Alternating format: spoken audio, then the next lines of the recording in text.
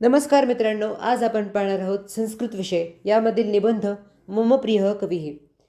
एक्झाममध्ये 6 मार्कासाठी हा प्रश्न येत असतो. त्यामध्ये कोणतेही 3 विषय दिलेले असतात. त्यापैकी एका विषयावर आपल्याला निबंध लिहायचा असतं. बाकीचे पण जे सर्व विषय आहेत जे येणार असतात परीक्षेमध्ये ते मॅक्झिमम 6 ते 7 आहेत. त्यांच्या सर्वांवरही मी टाकणार आहे. पण मोस्टली करून मम प्रिय कवी पाठ करून जा, कारण की याला याचे चान्सेस जास्त असतात. यासोबत तुम्ही कोणतेही 2-3 अजून पाठ करून घेतले, मॅक्झिमम तुम्ही कोणत्याही 4 ह्याची तयारी ठेवा. म्हणजे कोणतेही 3 आले तरी तुम्हाला त्यापैकी एक निबंध लिहिता येईल आणि 6 मार्क सिक्युअर होतील. तर त्याला तर मग पहिल्या लाईनीवर आपण बघूयात. पहिली लाईन जी असणार आहे ती कॉमन असणार आहे. मम प्रिय कवी कालिदासः अस्ति.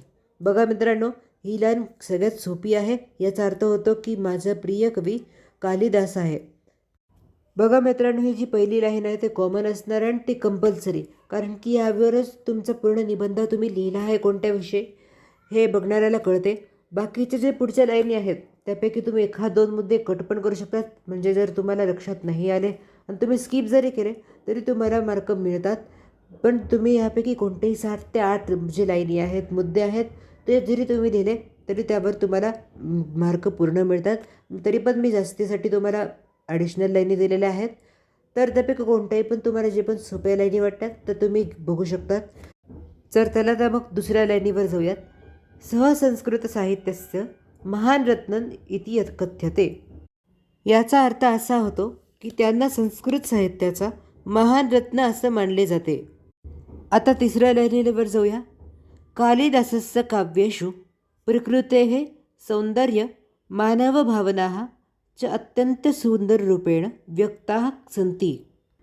याचा अर्थ असा होतो, त्यांच्या कवितांमध्ये निसर्गाचे सौंदर्य, मानवाच्या भावना आणि जीवनातील सूक्ष्म भाव अर्थपूर्णरित्या मांडलेले आहेत. पुढे बघू. तस्य मेघदूतम, शाकुंतलम, कुमारसंभव इत्यादिकानी ग्रंथानी विश्वव्याख्यातानी सन्ति.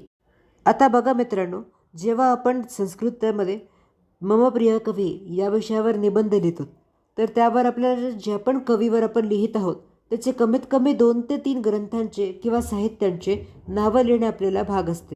कारण ज्या कवीबद्दल आपण माहिती लिहित आहोत त्यांच्याबद्दल आपल्याला थोडी तरी खरी माहिती आहे हे दाखवण्यासाठी तरी आपल्याला हे 3 नावं आपल्याला लक्षात ठेवावे लागतील आणि ते तुम्ही अशा पद्धतीने लिहा.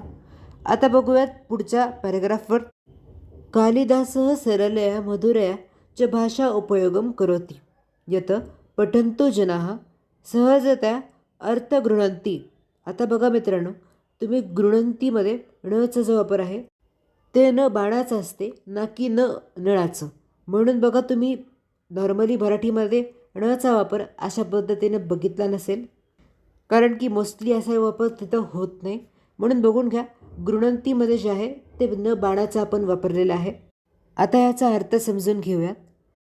कालिदास साधी, गोड आणि सहज समजणारी भाषा वापरतात, म्हणून त्यांची कविता वाचताना अर्थ खूप चांगला समजतो, म्हणजे सहजरित्या समजतो. पुढच्या लाईनीवर बघूयात.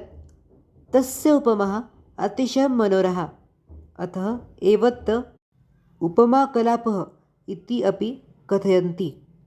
आता ही जी लाईन आहे ना ती थोडी ड्रामॅटिक किंवा जी आहे अट्रॅक्टिव्ह आहे, जी की तुम्हाला मार्क वाढवण्यात मदत करते. बघा मित्रांनो, ह्याचा अर्थ असा होतो, त्यांची उपमा इतकी सुंदर आहे की त्यांना उपमेचा बादशहा, उपमेचा उत्साद असेही म्हणतात. याच्याने तुमचे जे लेखन कौशल्य आहे ते तुम्हाला सहजगीत्या जे की पेपर तपासणारे असतात त्यांना कळून जाईल की तुमचं लेखन कौशल्य चांगलं आहे आणि त्यामुळे तुम्हाला मार्क कटणार नाहीत. अशाच रीतीने जर तुम्ही आत्तापर्यंत बघितलं आहात तर प्लीज चॅनलला सबस्क्राईब करा आणि कमेंटमध्ये कळवा की तुम्हाला अजून कोणत्या विषयावर व्हिडिओ पाहिजे आहे.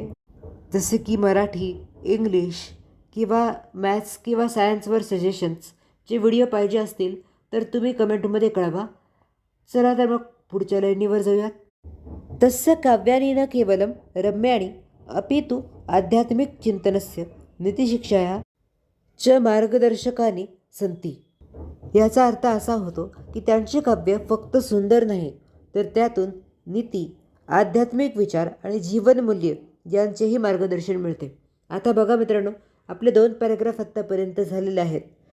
आता फक्त 2 ते 3 छोट्याशा बळी आहेत, ज्याच्यानंतर आपण निबंध पूर्ण करू शकतो आणि याने गॅरंटीड तुम्हाला 100% या विषयावर मार्क मिळतील. तर मित्रांनो, बघूयात अजून शेवटच्या ज्या 2 लाईनी आहेत त्या. मम मनसी सह कविः अतिप्रियः अस्ति, यतः तस्य काव्यपठनं मम मनः प्रफुल्लं करोति. याचा अर्थ असा होतो की म्हणूनच मला कालिदास हा कवी फार आवडतो. त्याची कविता वाचली की मन आनंदी होते. आणि आता आपण पुढच्या लाईनला बघूयात. साहित्यस्य विषये प्रेरणा न ददाति, अतः कालिदास अव मम प्रिय कवीः. याचा अर्थ साहित्याबद्दल अधिक आवड निर्माण होते, त्यामुळे कालिदास हा माझा प्रिय कवी आहे. बघा मित्रांनो, ह्या जे निबंध आहेत त्यापैकी ज्या सर्व लाईनी आहेत ते तुम्ही बघून घ्या. जी सुरुवातीची लाईनी होते की मम प्रिय कवीः कालिदासः अस्ति, ही जी लाईन आहे ती तुम्हाला 100% लिहायची आहे, कंपल्सरी आहे. कारण की त्यावरूनच कळेल की तुम्ही कोणत्या विषयावर निबंध लिहायलात. आणि बाकीचे जे लाईन आहेत त्यापैकी तुम्हाला कोणत्या पण ॲटलिस्ट 8 वेळी तरी पाठ करून घ्या.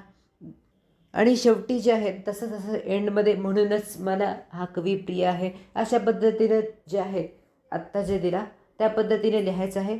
म्हणजे तुमचं निबंध कंप्लीट होत आहे हे त्यांना कळेल आणि तुमचे मार्क कटणार नाहीत. म्हणजे नाहीतर एरवी आपण कसं करतो की निबंध लिहितो आणि कुठं जरी आपण संपवून देतो मध्येच, पण तसं नाही करायचं आहे.